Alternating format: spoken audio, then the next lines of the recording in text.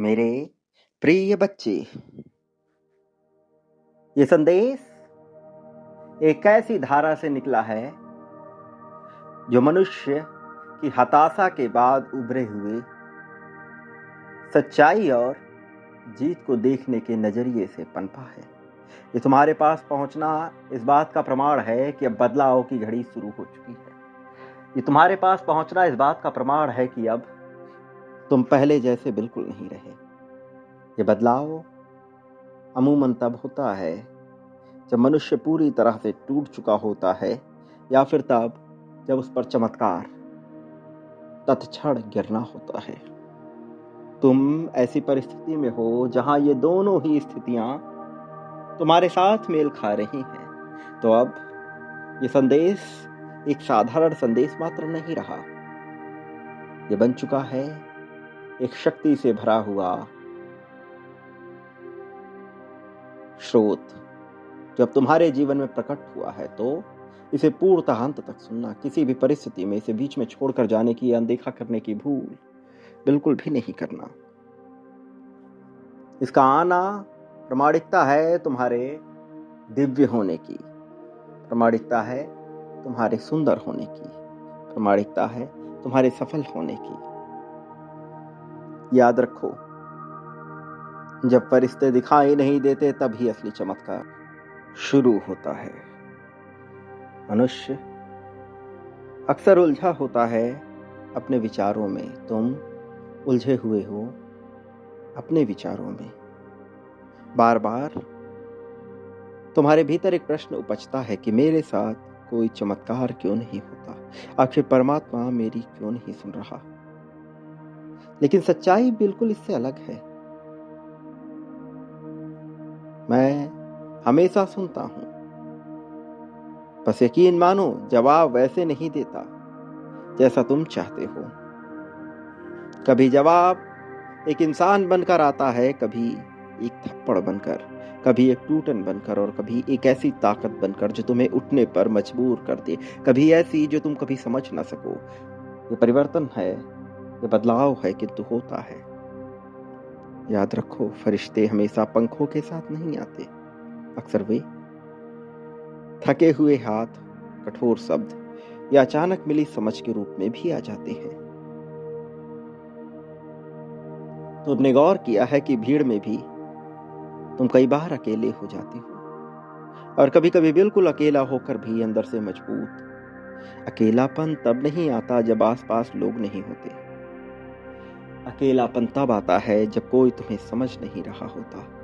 और यही वो जगह है जहां अक्सर लोग टूट जाते हैं, लेकिन तुम टिके रहे। ये तुम्हारे लिए बदलाव की घड़ियां हैं। यहीं पर एक छिपा हुआ सच है।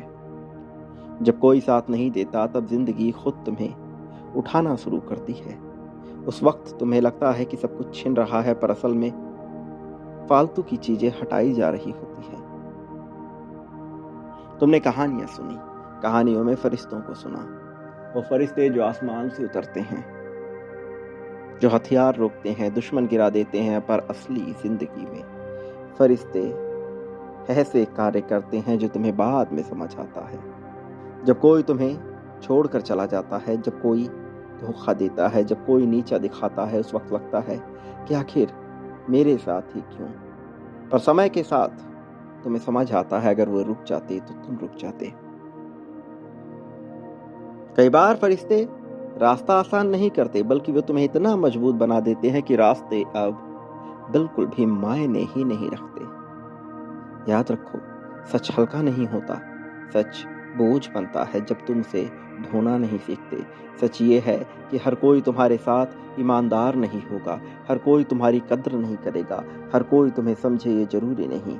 पर एक और सच है कि जिस इंसान ने खुद पर भरोसा कर लिया, उसे दुनिया की मंजूरी की जरूरत ही नहीं होती। तुम्हें बार बार गिराया जाएगा, पर हर बार तुम्हारे अंदर कुछ नया जुड़ेगा। जब मदद नहीं दिखती तब भी वह होती है।